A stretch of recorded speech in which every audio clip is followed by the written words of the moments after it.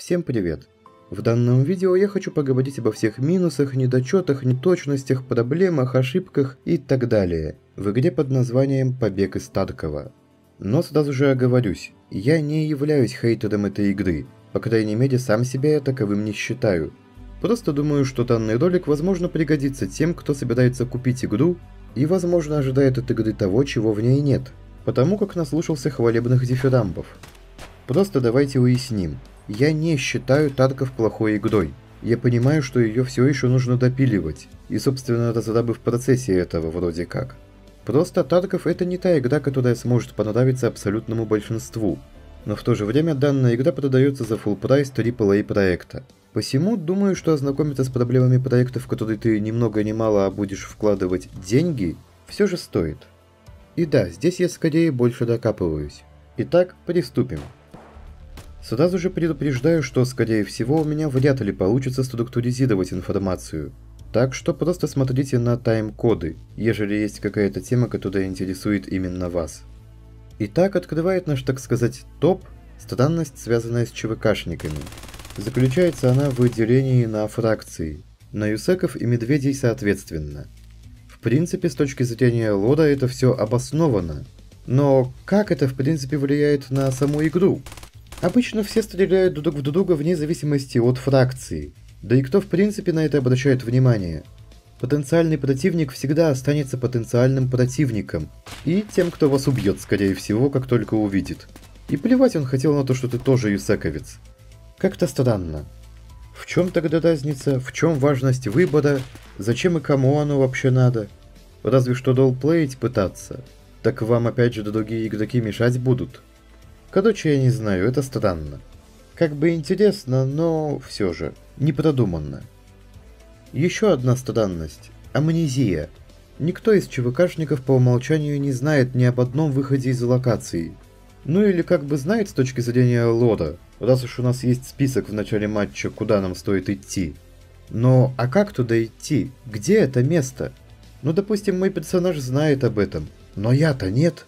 Как мне-то выбираться? Непонятно опять же. Особенно это создает трудности для всех новичков, которые вот просто слышали об игре где-то пару раз, зашли на сайте, купили и пошли, не посмотрев ни гайдов, ни обзоров, ничего. И тут бац, их просто выкидывают с голой жопой на произвол судьбы. Новичок и так понятия не имеет, что тут к чему, а от него еще требуется успеть выйти с локации за определенное время. Он только с управлением еле-еле разобрался, а часики-то уже тикают. И сам ЧВКшник тебе не подскажет, не набросает, так сказать, как-то ментально карту местности.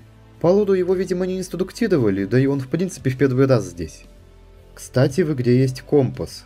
Нафига он нужен? Понятия не имею. В принципе, знание, где находятся выходы, приходит с опытом или с помощью интернета. И как тебе здесь поможет компас, учитывая то, что у выходов как бы не подписано, в какой стороне света они находятся? Совершенно не ясно. Теперь хочу поговорить о перемещении персонажа. У нас тут в игре вроде как претензия на реализм, да? Но чтобы преодолеть забот, ЧВКшник до сих пор должен разбежаться и прыгнуть.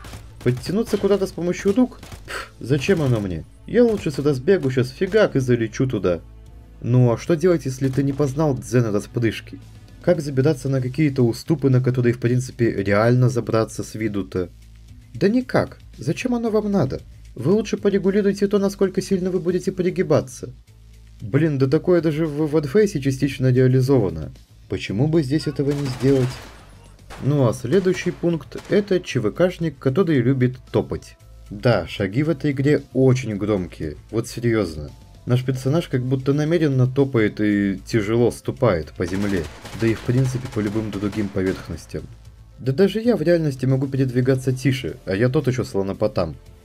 А еще наш бравый вояка ЧВКшник обладает офигенно быстрым метаболизмом, потому что он все время хочет есть и пить. Мать твою, рейд длится всего полчаса, ну в крайнем случае час. Как ты за это время умудряешься умереть от обезвоживания? За час, чувак!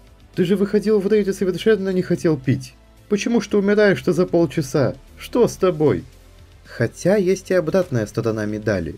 Ежели присмотреться к часам, то можно заметить, что секундная стрелка ведет себя неадекватно. И это мягко сказано. Стало быть, время в рейде идет как бы очень быстро. Но опять же возникает вопрос, почему? Или это что получается? Я затворы на винтовке передергиваю по несколько минут. Хотя как бы и нет. Странное течение времени в Таркове. Проклятый город какой-то. Сейчас я хотел бы поговорить на тему лечения, но буду краток, пожалуй, а то видос на час затянется.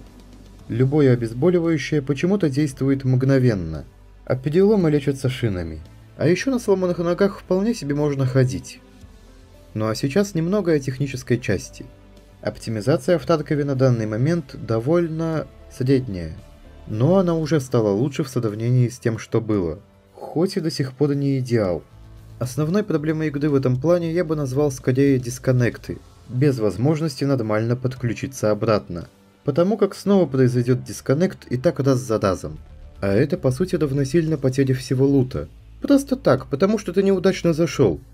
Ну а еще начало матча вы можете дожидаться довольно долго, потому как все загрузки вполне могут длиться 5, а то и 10 минут.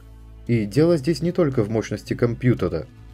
Ну а сейчас, наверное, самое важное. Непонятки, связанные с разработкой проекта. Хотят ли разработчики в принципе выпускать игру? Ведь в большинстве своем все обновления это просто добавление новых модулей. Модулей для оружия. А может быть стоит доделать карты? Придумать какие-то решения текущих проблем? В конце концов продумать непродуманное ранее? Хотя здесь почва уже, так сказать, шаткая. Потому как недавно некоторые карты были переработаны. Да и в целом в игру все-таки начали добавлять что-то кроме обвесов. Так что может быть еще все впереди. Будем надеяться, что игра будет развиваться именно в таком направлении. Ну а на этом у меня все. В принципе, это единственные минусы, которые я смог отметить.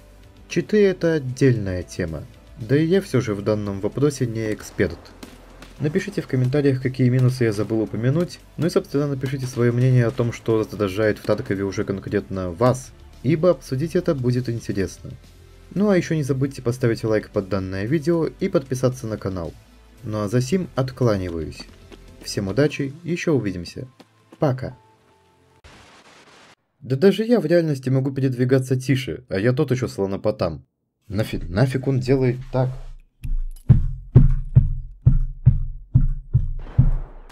Я сейчас намеренно топаю. Тоже зачем? Я ёбнулся, да?